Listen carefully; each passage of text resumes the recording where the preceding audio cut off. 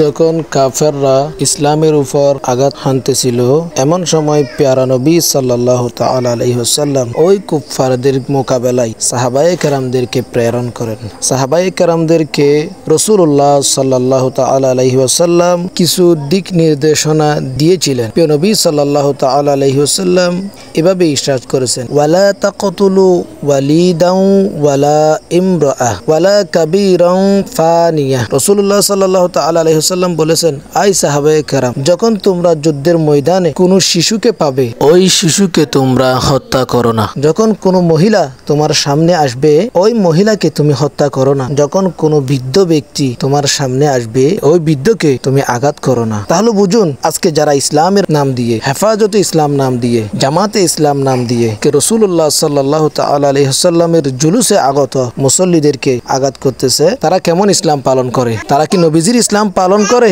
নাকি দুশমনের রাসূলদের ইসলাম পালন করে? আপনাদের কাছে প্রশ্ন রাখলাম।